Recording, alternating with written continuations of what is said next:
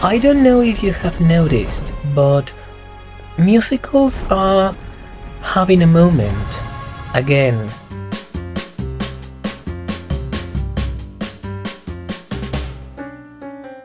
I have to be honest, I love musicals.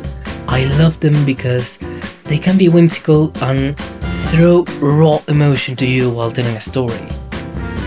This of course doesn't mean that non-musical movies don't do that, but there is something that music and songs can do, and for me is that they can evoke an emotion or a feeling almost immediately. They can turn a monologue into a dialogue and into a whole sequence with the purpose of telling an idea as simple or complex. Said that, I don't love all musicals. Of course, film is an art and it will be experienced differently by everyone, but there is almost a worldwide consensus when a movie is well made. An example of this is, but Wicked. I'm not gonna stick on Wicked for too long because I know this is a movie that is everywhere right now, although it was so fun to watch. But anyway, to explore the importance of musicals, I would like to talk about almost 100 years ago.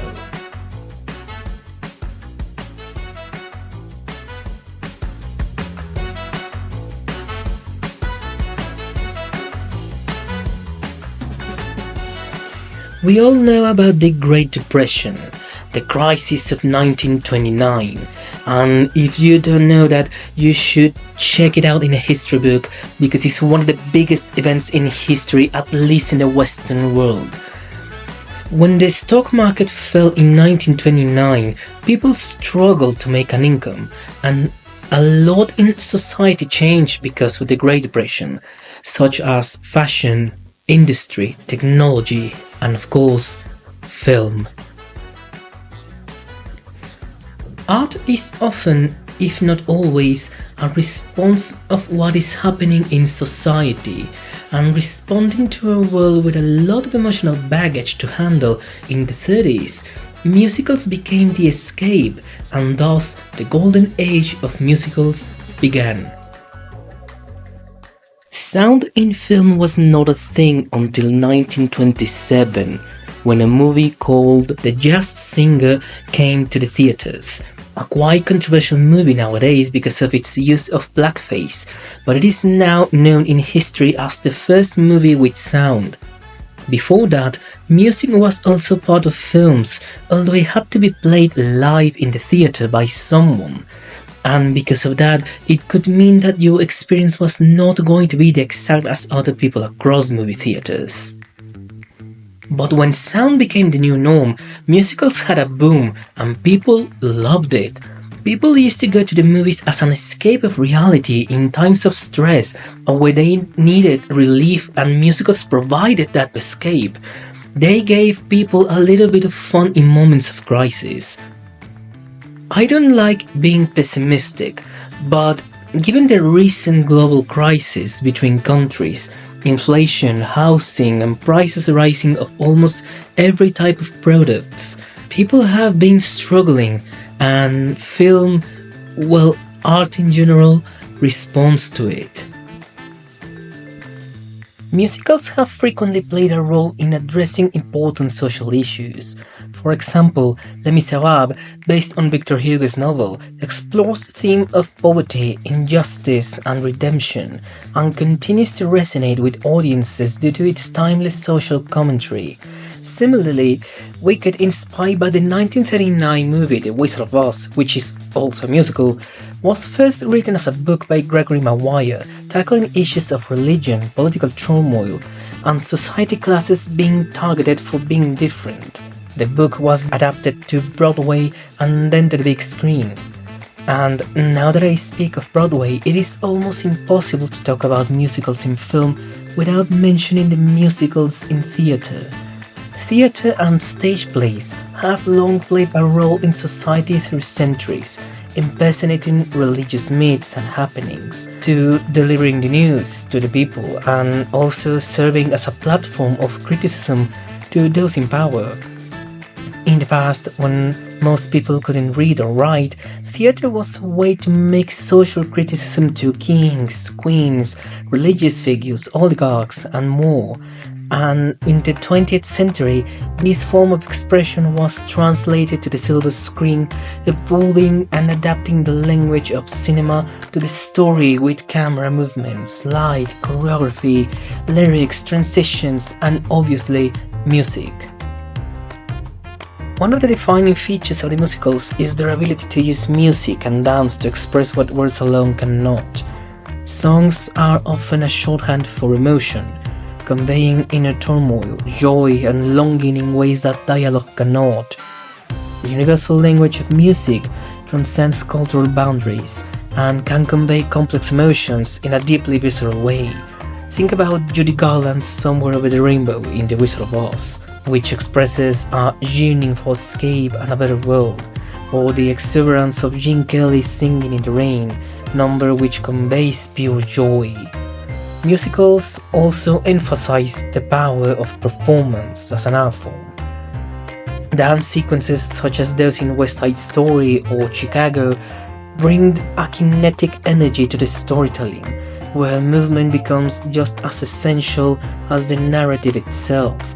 The combination of music, dance, and visuals creates an immersive experience that engages the audience emotionally and sensorily. Musicals are more than just entertainment. They are a mirror to the times in which they are made. Throughout history, musicals have reflected the social, political, and cultural climate of the era. And these musicals gave us such personalities like Fred Astaire, Ginger Rogers, and Shirley Temple. This last one became a symbol of joy and hope during the Great Depression.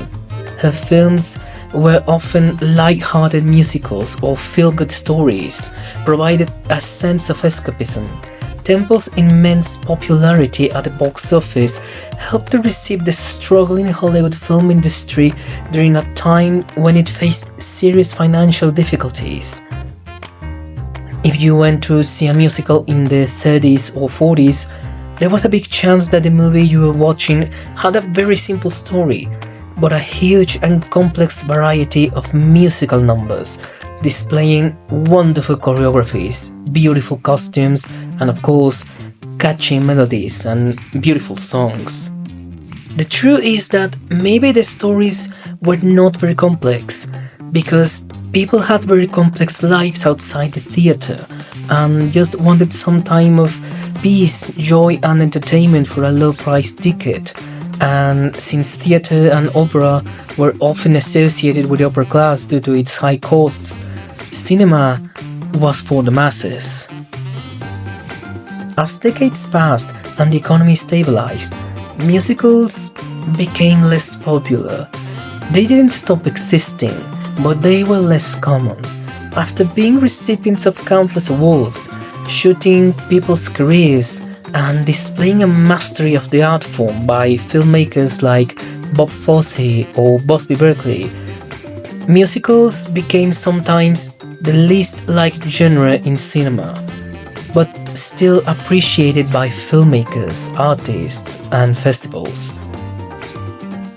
In today's fast-paced, often chaotic world, musicals provide an escape, offering moments of joy, wonder, and optimism. Amidst global uncertainties, whether it be economic crisis, political instability, or social upheaval, musicals create a space where audiences can temporarily forget their troubles and indulge in stories of love, heroism, and possibility. This escapism quality is not to be underestimated. In fact, it's part of what makes musicals so enduring. They allow us to imagine a world where anything is possible, whether it's dancing through the streets of Paris or singing our way to a brighter future.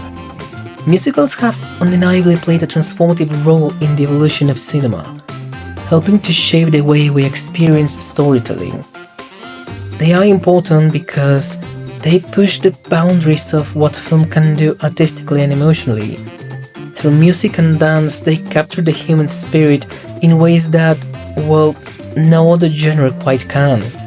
And perhaps most importantly, they continue to be relevant in our modern world, offering a mixture of entertainment, social commentary, and emotional release that speaks to the universal human experience. Whether they're light-hearted and fun or deeply thought-provoking, musicals remain a vibrant and essential part of film history, constantly evolving to meet the needs and sensibilities of the times. And all this is why I think, well, musicals really matter. Thank you for watching, and I really hope you enjoyed the video. Please like this video and share it, and leave a comment of what type of video would you like to see next, and see you soon.